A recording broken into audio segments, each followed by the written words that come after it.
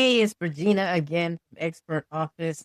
If you are new to my channel, we talk about all things in the back office of your business. We try to talk about things that can help elevate you or elevate your business or elevate your team. So that being said, let's just jump right in. A few months back, I did a video. It was a video, a short on YouTube about doing all the trends, in particular, all the trends that are out on social media. Do we need to do those in our business? Is it necessary for us to be there doing all the trends? And so my answer to that question, of course, is no, you do not have to do all the trends. And in some cases, they can be harmful to your business. So that's what I want to talk about today. Now, I'm not saying trends are bad because sometimes they're fun to do. You jump on social media, you do the things. If it is in alignment with what you do in your business, there's nothing wrong with that. As a matter of fact, go for it. And if you can sell things based on the latest trends, do it, have at it, because after all, we're trying to be successful in our business. But let's talk about the times that may hurt your business. So today I want to talk about three different things that you really might want to consider before you jump into doing trends as a part of your brand. And so that being said, let's talk about the very first one of them, that about the brand. Sometimes jumping into all those trends can water down your brand, water down the message of your brand, cause confusion as to what it is you're trying to sell. Oftentimes, like, we hop on and we just start doing the latest dance and the latest thing, and we think that's going to sell things, but it causes confusion to your audience. Like, they don't know exactly what you sell. They may come off that video seeing that, okay, she can dance pretty well, or he can dance pretty well, but it doesn't tell us what it is you sell. So if it doesn't align with what you're doing, you want to be careful not to do it. Now, I know that way back in 2020, everybody was doing it. Everybody was hopping on the thing. We didn't have much to do. Let's just be real. So we were trying to sell things. We were trying to get noticed. We're trying to recreate ourselves, brand ourselves. And so as the latest trends came out, everybody was like, I was out there doing all kind of dances. What can I do? What can I do to make people notice me or notice my business?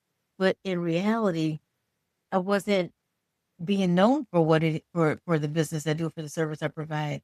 And many people are out there. And I'm gonna tell you right now, I was scrolling through social media last night, and as I was looking at different people doing the latest trends or the dances, whether they brought their family in on it or they were doing a solo, I can't tell you what they sell. And now some people are doing it on a personal level, but then I saw brands, different companies, different businesses trying to get in on the act. But I promise you, I can't tell you this moment what they were trying to sell, because we're so focused on the dance itself. And can they do the dance? And can they do it with rhythm? And do they have style? Are they cute? Is it just like a no, don't ever try this again? So we're so busy focused on that that we don't even know what they sell. And so when you're thinking about whether or not you want to jump on that bandwagon of doing the latest dance or making the latest meal or doing whatever the viral recipe or drink is and all the things, how is it helping your brand? How is it helping your sales? Are you losing money? In fact, is it even authentic? And I think that that's one of the biggest things, that it causes confusion to your audience as to, number one, what message are you trying to convey? Are you trying to provide a service that helps them? Does it help their business? Does it help them? They can't see past the dancing. They have no idea. So there's a little massive confusion. Now, if you're doing this on your personal page, hey, go for it. But what I'm talking about is, like, in your brand, what you're trying to sell, what you're trying to promote. Does that dance, does that recipe, does that thing have anything at all to do with what you're doing? And sometimes we get caught up and we think, okay, well, I see them doing it, so I'm going to do it too. And that's my number one thing. Stop trying to do what everybody's doing and be authentic to yourself. If you are out doing a dance or something and you're not even a dancer, does it feel authentic? In fact, you look very corny and stale and strange doing it. I mean, how is that helping your brand? So think about all of these things. Don't force yourself to be what other people are. That's not you, then don't try to do it. That's the first thing. Taking care of your brand and your brand identity. The second thing that I will say that I can speak to for certain is that trying to jump on all the trends does drain your resources. It takes away from your time. It takes away from money that you could be making elsewhere. And I'm going to tell you why it takes away from your time, because if you are doing a dance, for example, if you are trying to do something, we practice 1,001 times our video before we actually produce something.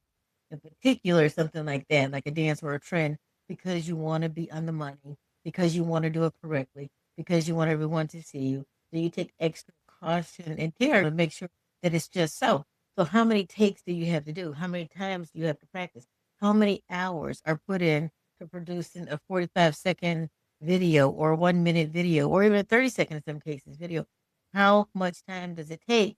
How many days does it take? And are you editing it yourself? And you have to go through all the thing, and then you have to put the music, you have to do all the things. And let's just say, for example, you're an amateur where it comes to doing your videos and recording them and getting them edited.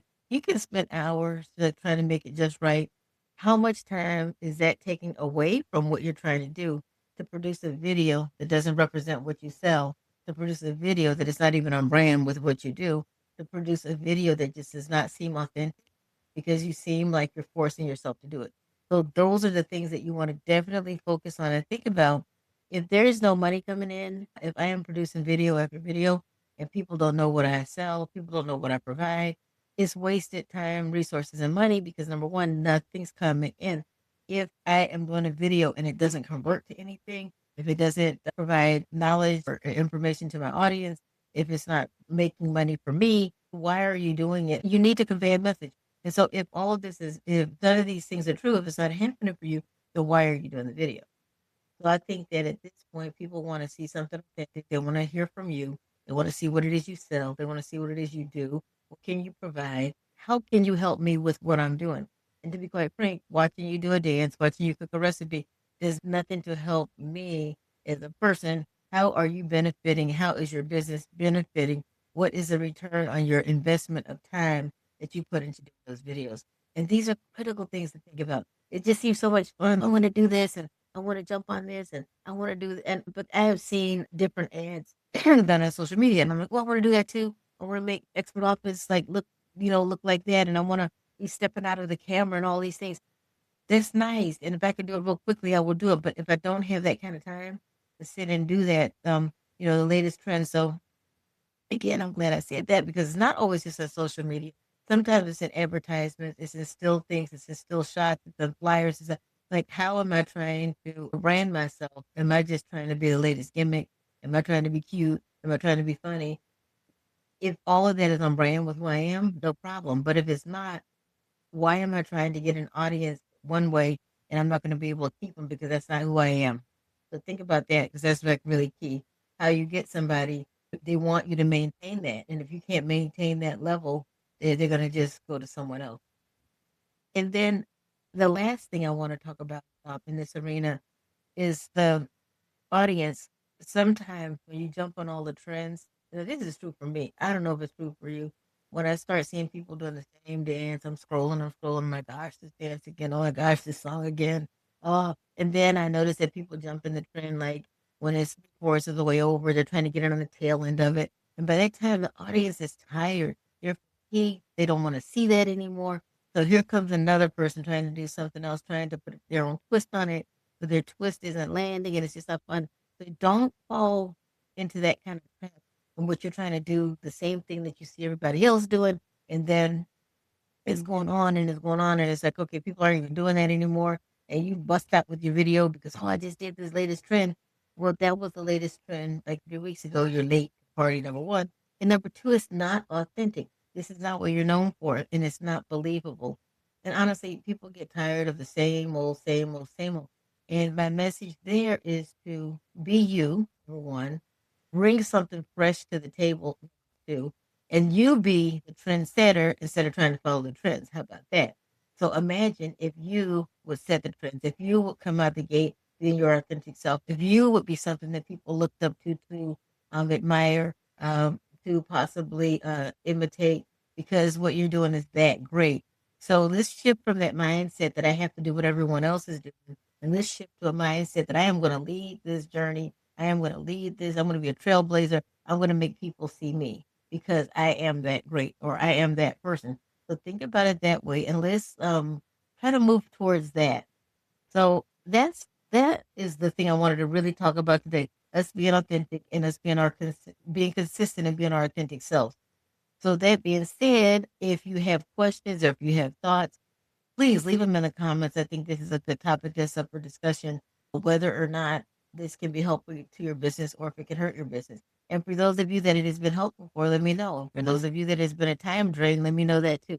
This is a topic that I'm eager to discuss a little bit further. So do me a favor, share this video with someone that can benefit from it. Share, share, share. Like, and then follow me too, because I have more good stuff coming. So make sure you follow. Have a great afternoon.